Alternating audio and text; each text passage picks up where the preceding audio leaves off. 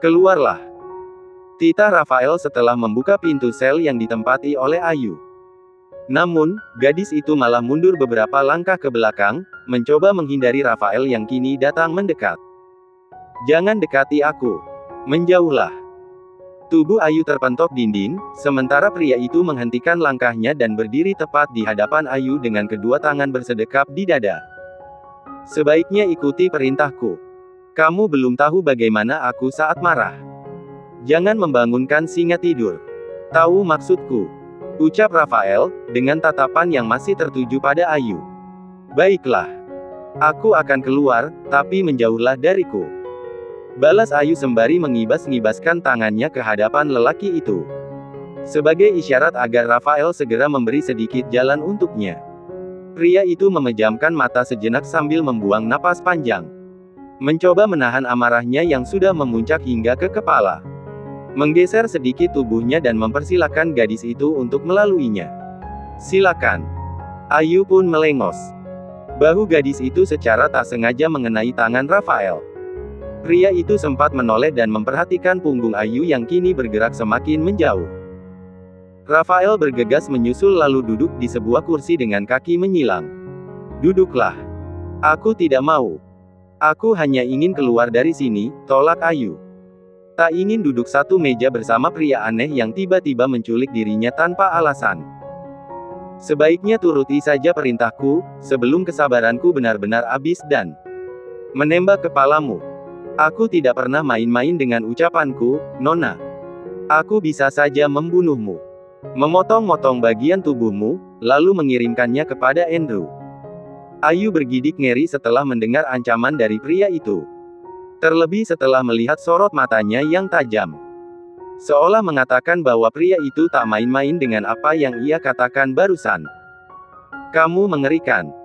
Bahkan lebih dari yang kamu pikirkan, Nona, jawab Rafael sambil menyeringai. Ayu pun dengan terpaksa mendaratkan bokongnya di sebuah kursi kosong yang terletak di depan pria berwajah dingin tersebut. Gadis baik. Rafael mengulas senyum tipis, tanpa mengalihkan pandangannya sedikit pun dari Ayu. Sekarang jawab pertanyaanku, apa yang membuat kamu jatuh cinta sama Andrew? Apakah aku harus menjawab pertanyaan itu? Ayu balik bertanya. Tentu saja. Tegas pria berwajah dingin itu. Ayu membuang napas kasar, lalu menjawab pertanyaan dari Rafael. Baiklah. Aku menyukai sosok Andrew karena dia baik dan juga bertanggung jawab. Rafael tersenyum sinis setelah mendengar jawaban dari Ayu. Apa kamu yakin? Tentu saja aku yakin. Sahut Ayu dengan mantap. Pria itu tiba-tiba tertawa pelan, yang berhasil membuat Ayu kebingungan melihat tingkah anehnya. Kenapa kamu tertawa? Apa ada yang lucu? Ya, jawabanmu terdengar sangat lucu. Ternyata kamu benar-benar tidak tahu apa-apa tentang mereka. Apa kamu yakin, Andrew sepolos itu? Sementara ayahnya saja memiliki hati seperti seorang monster, tutur Rafael, di sela tawanya. Apa maksudmu? Ayu mengerutkan kedua alisnya heran. Apa kamu tahu, Tuan Thomas adalah seorang mafia yang sangat kejam. Ia tidak segan-segan menyingkirkan siapa saja yang berani berurusan dengannya. Pria, wanita, bahkan anak-anak sekalipun. Apa kamu yakin bahwa Andrew tidak akan mengikuti jejak ayahnya? Ayu menggelengkan kepalanya. Mencoba mengelak pernyataan dari pria itu. Itu tidak mungkin. Andrew adalah orang baik dan aku yakin dedinya pun begitu. Kamu pasti sengaja mengarang kebohongan ini agar aku membenci Andrew, kan? Sebenarnya apa tujuanmu? Rafael tersenyum miring, kemudian melirik ke arah perut Ayu yang membuncit. Sayang sekali, aku tidak mengarang cerita. Ya, aku akui.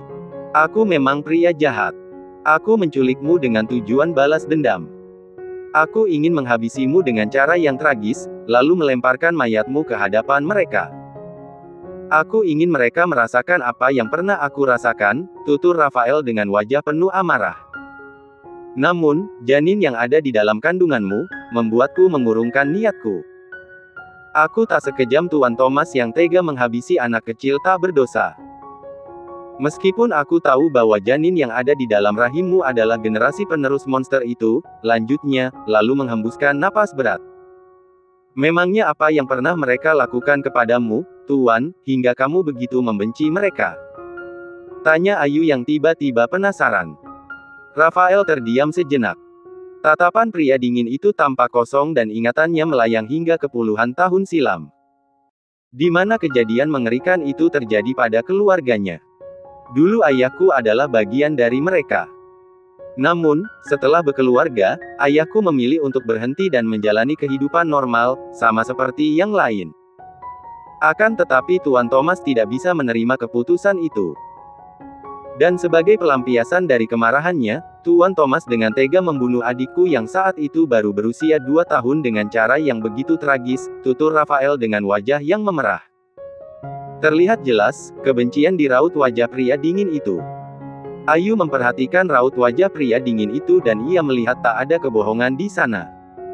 Tidak mungkin. Ayu terdiam dalam pikirannya sendiri. Sekarang apa kamu masih yakin kalau mereka orang baik? Rafael kembali tersenyum sinis. Memperhatikan raut wajah Ayu yang kini tampak bimbang. Kepercayaan gadis itu mulai goyah dan ia bingung siapa yang harus ia percaya saat ini. Ikutlah denganku. Rafael bangkit dari posisi duduknya, lalu mengulurkan tangannya ke hadapan Ayu. Perlahan Ayu mengangkat kepala dan memperhatikan sebuah tangan yang kini terulur di hadapannya. Gadis itu masih terdiam dan tak ada keinginan untuk menyambutnya. Jadi, kamu memilih untuk tetap berada di ruangan ini. Baiklah. Rafael menarik kembali tangannya, lalu melangkah pergi dengan langkah santai. Tunggu. Tak ingin tinggal di ruangan gelap dan pengap itu lagi, Ayu pun bergegas mengikuti langkah pria itu dari belakang. Kau adalah tawanan yang beruntung, Nona. Tak pernah ada tawanan yang diperlakukan dengan baik di sini. Beruntung. Terkurung di tempat antah berantah seperti ini dia sebut beruntung. Gumam Ayu pelan dengan wajah menekuk, tetapi masih terdengar jelas di telinga pria itu. Jadi, apa kamu akan membebaskan aku sekarang? Tanya Ayu, sembari menyeimbangkan langkahnya bersama Rafael. Membebaskanmu. Lagi, Rafael tersenyum sinis. Ya, tapi tidak untuk sekarang. Aku akan membebaskanmu setelah dendamku kepada Tuan Thomas terbalaskan. Setelah nyawa. Dibayar dengan nyawa, lanjutnya. Ya Tuhan.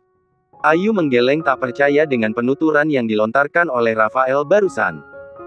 Maaf, bukannya aku tidak percaya kata-katamu, tapi jika benar Tuan Thomas melakukan hal itu pada adikmu, lalu kenapa dibiarkan begitu saja? Apa kalian tidak lapor polisi? Tuan Thomas adalah orang yang cukup berpengaruh. Tidak semudah itu memenjarakannya. Kamu mengerti. Uang dan kekuasaan bermain. Lagi pula, apa yang kamu harapkan dari itu? Paling beberapa tahun kemudian, dia akan kembali menghirup udara bebas. Yang aku inginkan saat ini hanya satu. Nyawa dibalas nyawa. Jika bukan tua bangka itu, maka Andrew lah yang harus mati. Sama seperti ia memperlakukan adikku, maka seperti itu pula aku akan memperlakukan mereka, lanjut pria itu dengan penuh kebencian. Jadi, maksudmu aku di sini sebagai umpan?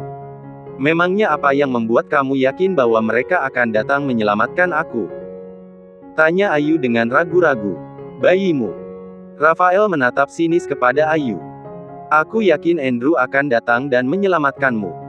Seketika wajah Ayu memucat. Ya Tuhan, apa yang harus aku lakukan? Apakah mungkin aku bisa membuat pria ini mengurungkan rencana jahatnya terhadap Andrew? Yang jahat Tuan Thomas, bukan Andrew. Aku yakin Andrew adalah lelaki yang baik, gumam Ayu dalam hati, dengan raut wajah cemas. Rafael. Diva tersentak kaget ketika menyaksikan Ayu berjalan beriringan bersama pria dingin itu. Ternyata Ayu masih sehat walafiat dan tak kurang apapun. Ben. Rafael melemparkan sebuah kunci kepada Ben dan segera disambut oleh pria berwajah sangar itu. Antarkan gadis ini ke kamarnya dan jangan lupa untuk memberikan makanan serta minuman yang sehat untuknya, titah Rafael dengan wajah datar. Apa? Pekik Diva tak percaya. Bukan hanya Diva, Ben beserta anak buahnya pun terlihat bingung. Bagaimana sosok Rafael semudah itu luluh dan melupakan niat awalnya. Namun, tak satu pun di antara mereka yang berani membantah, bahkan Ben sendiri. Ben bergegas menghampiri Ayu dan mengajak gadis itu agar segera mengikutinya. Mari ikuti aku. Sepeninggal Ben dan Ayu. Tuan Rafael, ada apa ini? Kenapa gadis itu masih dibiarkan hidup? Bukankah rencana awalmu tidak seperti ini? Tanya Diva. Menatap Rafael dengan raut wajah bingung. Apa itu masalah buatmu? Jika ya, kamu bisa menggantikan posisinya. Aku akan memerintahkan Ben agar Egera mengeksekusimu, lalu mengirimkan potongan tubuhmu kepada Tuan Thomas. Rafael membalas tatapan Diva sambil menyeringai tipis. Diva bergidik ngeri mendengar jawaban dari pria itu. Ia mundur beberapa langkah, sambil terus memperhatikan raut wajah Rafael yang terlihat begitu mengerikan. Kamu benar-benar pria yang aneh. Menakutkan. Diva pun bergegas pergi. Ia tak ingin pria itu benar-benar menjadikan dirinya sebagai pengganti Ayu. Sementara itu di tempat lain. Bagaimana, Drew? Kamu menemukannya? Tanya Bu Hasna dengan wajah panik. Wajahnya tampak memucat karena terus mencemaskan keadaan sang putri kesayangan yang masih tak diketahui keberadaannya. Andrew menggeleng pelan. Masih belum, Bu. Tapi Ibu tenang saja. Aku sudah melapor ke pihak yang berwajib dan aku pun tak akan menghentikan pencarian ini, sebelum Ayu benar-benar ditemukan, sahut Andrew dengan mantap. Ibu mohon, Nak Andrew. Harapan Ibu satu-satunya hanya kamu. Ibu harap kamu bisa menemukannya dalam kondisi sehat dan tak kurang apapun. Bu Hasna menatap Andrew dengan penuh harap. Andrew mengangguk pelan. Sebaiknya Ibu istirahat. Jangan terlalu banyak pikiran dan jangan cemas.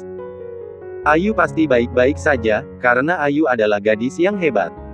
Andrew melirik jam tangan mahal yang melingkar di pergelangan tangannya. Aku pamit dulu ya, Bu. Sekali lagi aku mohon, beristirahatlah.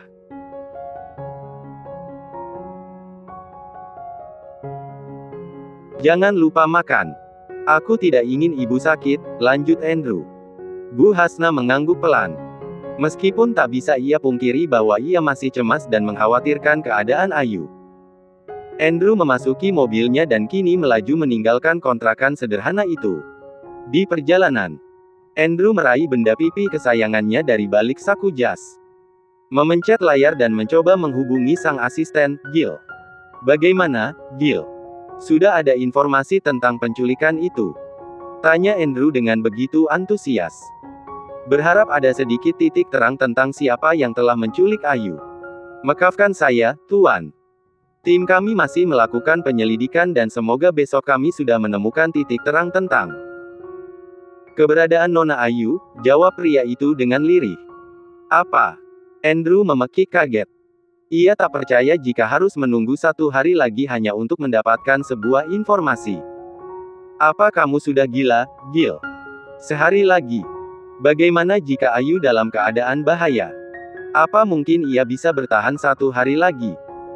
Geram Andrew sambil mengacak rambutnya yang sudah tersisir rapi dan kini malah terlihat acak-acakan. Maafkan kami, Tuan. Hah? Andrew memekik marah. Ia langsung memutuskan panggilan itu tanpa basa-basi. 1 hari lagi. Dia benar-benar sudah gila. Bagaimana jika Ayu dan bayi-bayiku dalam kondisi bahaya? Oh ya Tuhan, semoga mereka baik-baik saja, gumam Andrew dengan wajah frustrasi. Selang beberapa menit kemudian, mobil yang ditumpangi oleh Andrew pun tiba di depan mansion megahnya.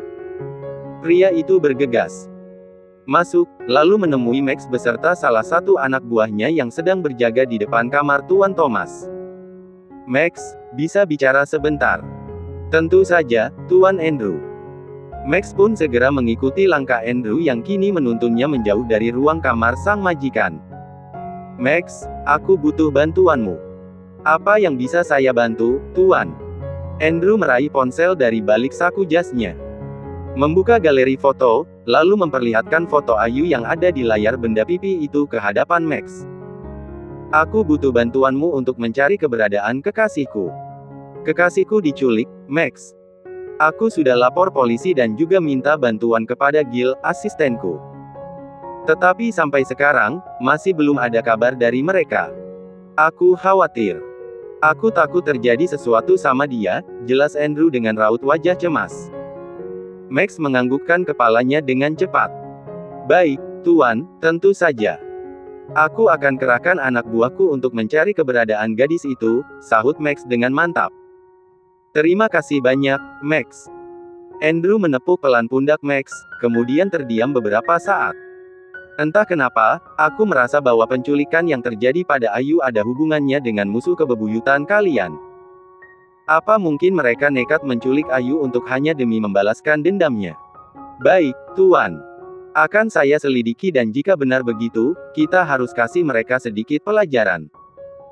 Aku bersumpah, jika firasatku tentang itu benar, maka aku sendiri yang akan memberikan mereka pelajaran.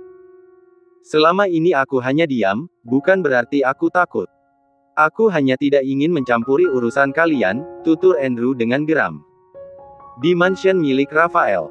Ceklek. Perlahan Raphael melangkah masuk ke dalam sebuah ruang pribadi miliknya. Ruangan khusus yang biasa ia gunakan untuk melukis dan menyimpan hasil lukisan-lukisannya. Pria itu mengedarkan pandangan ke seluruh ruangan dan akhirnya menemukan sosok Ayu yang sedang duduk di dekat jendela berteralis besi. Ya, di ruangan itulah Ayu tengah dikurung olehnya. Gadis cantik itu tengah melamun. Ia bahkan tak menyadari bahwa Raphael telah masuk ke dalam ruangan, yang kini menjadi kamarnya untuk sementara. Raphael sempat tertegun dan memperhatikan Ayu yang masih tak menyadari keberadaannya. Ia menarik garis senyum dan kini duduk di sebuah kursi dengan pandangan yang masih tertuju pada gadis itu. Tangan lincahnya refleks bergerak, meraih kanvas serta cat minyak yang memang sudah ada di sana. Tanpa sepengetahuan Ayu, pria dingin itu tengah asik melukis dirinya di atas sebuah kanvas berukuran 40 x 50 cm. Beberapa menit kemudian, Ayu menoleh dan tak sengaja matanya menangkap sosok Raphael yang tengah duduk memainkan kuas di atas kanvas dengan begitu lincah. Kamu. Ayu tersentak kaget setelah menyadari keberadaan pria itu. Namun, pria itu hanya tersenyum sambil sesekali melihat ke arahnya. Apa yang kamu lakukan? Ayu yang penasaran, segera bangkit dari posisi duduknya lalu berjalan menghampiri Raphael. Kamu melukisku. Bagaimana menurutmu? Jawab pria itu dengan santainya. Lukisanmu bagus, tapi hei. Kamu melukisku tanpa izin, ucap Ayu dengan raut wajah sedikit kesal. Tidak butuh izin untuk melukis seorang tawanan. Raphael kembali menarik garis senyum di wajahnya. Ayu menekuk kesal dan kini mengedarkan pandangannya ke salah satu sudut ruangan di mana tampak berjejer kanvas berbagai macam ukuran. Ayu berjalan menghampiri lalu memperhatikan kanvas-kanvas itu dengan seksama. Tuan, lukisanmu benar-benar bagus. Sebenarnya kamu ini apa? Seniman? Tanya Ayu, menatap penuh takjub lukisan-lukisan yang berjejer di hadapannya. Bukan. Aku bukan seniman, aku hanya seseorang yang suka melukis, jawabnya, masih sibuk melukis wajah cantik Ayu di atas kanvasnya. Tapi ini cantik sekali. Pekik Ayu. Apa kamu ingin mencobanya? Tanya Raphael kemudian. Aku. Oh tidak, terima kasih. Aku paling tak pandai melukis. Kalau menggambar orang lidi, aku bisa, tolak Ayu sambil terkekeh pelan. Jadi, tempat ini khusus untukmu melukis. Sebenarnya ini ruangan pribadiku. Aku sengaja meletakkanmu di sini karena menurutku ruangan ini adalah tempat ternyaman setelah kamar utama. Lihat, bagaimana baiknya aku padamu dan kamu harus berterima kasih untuk itu, tutur Raphael.